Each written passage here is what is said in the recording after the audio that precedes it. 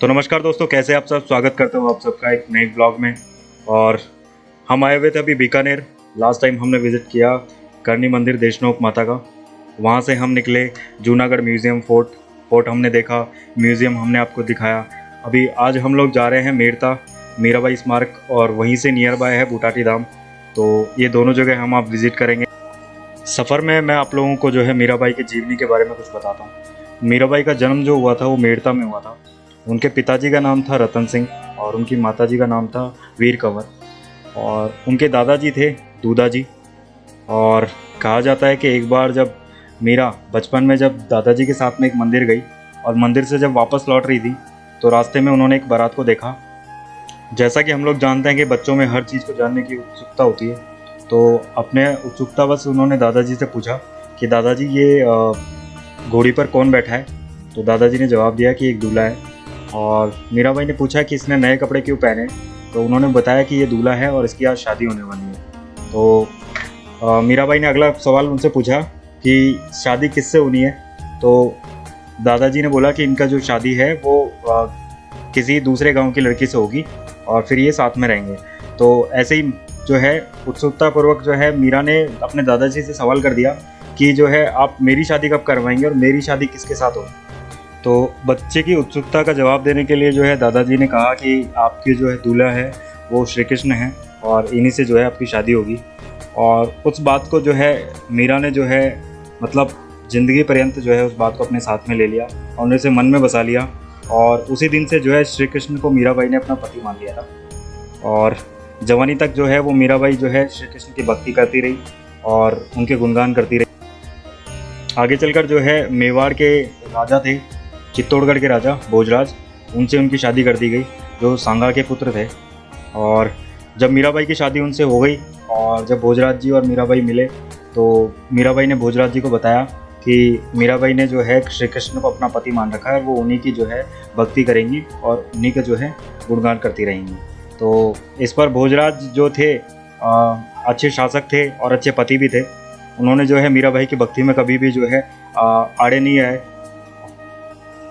मीराबाई जो है सुबह शाम श्री कृष्ण की भक्ति में लगी रहती थी, और लेकिन भोजराज जी ने कभी भी जो है उनको उनकी भक्ति के अंदर जो है परेशान नहीं किया। भोजराज की अकस्मात जो है मृत्यु हो गई और उनकी मृत्यु के पश्चात जो है समाज ने जो है उनको भोजराज के साथ में सती होने के लिए कहा, लेकिन राणा सांगा जो थे उन्होंने उनको मना कर दिया, क्योंकि वो जो एक भक्ति वाली महिला थी। तो उन्होंने उनको बोला कि आप जो है आप कोई बात नहीं है, आप श्री कृष्ण की भक्ति कीजिए और आप अपनी भक्ति में ध्यान रखिए। और सांगा की मृत्यु के बाद में जो है रतन सिंह वहाँ के शासक बने। रतन सिंह के काल में भी जो है मीराबाई को भक्ति वगैरह करने में, श्री कृष्ण की भक्ति करने में, भजन वगैरह करने में कोई दिक्कत नहीं थी और वो बेटोक जो है भक्ति किया करती थी। और लेकिन जो है रतन सिंह की मृत्यु के बाद में आखिरकार जो है विक्रमादित्य जो थे, जो उनके देवर थे, वो वहाँ के शासक बने।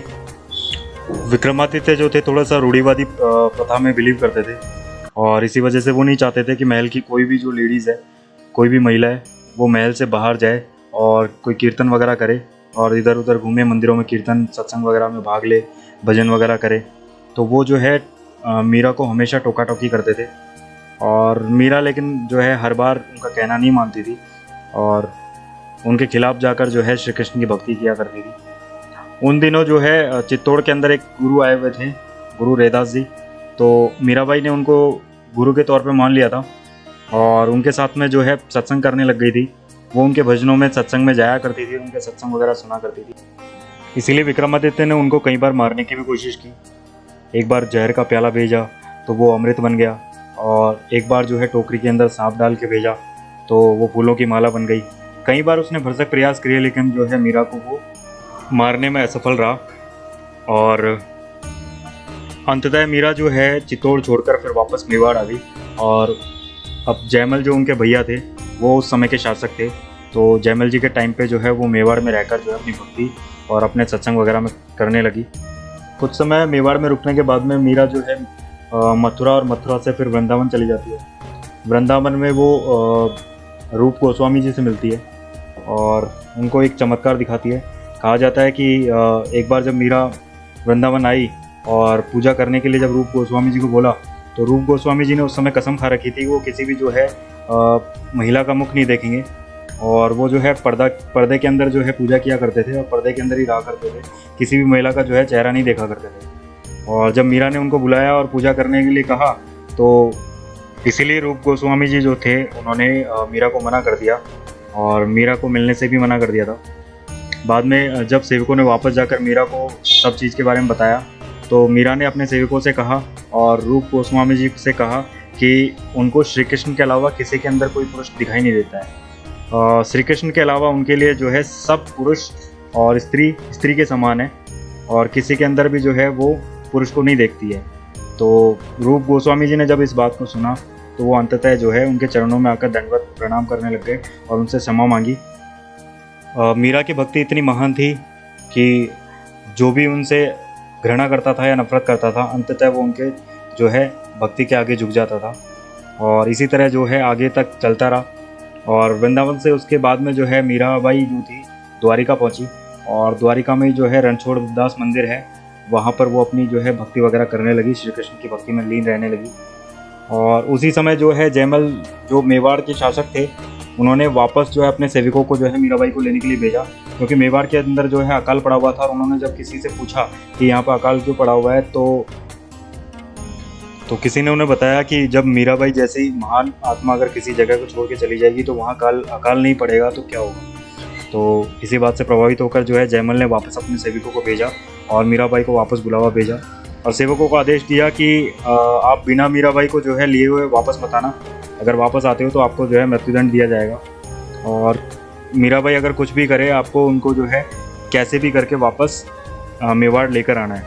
तो सेवक जो थे वो जा पहुँचे द्वारिका मीरा जी के पास में और मीराबाई को उन्होंने जो है अपना आदेश बताया कि उन्हें वापस जो है मेवाड़ चलना है, लेकिन मीराबाई ने जो है उनके साथ मेवाड़ जाने से मना कर दिया। अंततः जो ब्राह्मण सेवक थे उन्होंने हार मान ली और वो भी जो है वहीं रणछोड़ दास मंदिर के अंदर जो है अन्न जल त्याग कर जो है वहीं बैठ गए कि जब तक मीराबाई उनके साथ में नहीं जाएंगी तब तक वो भी जो है वापस जो है मेवाड़ नहीं जाएंगे।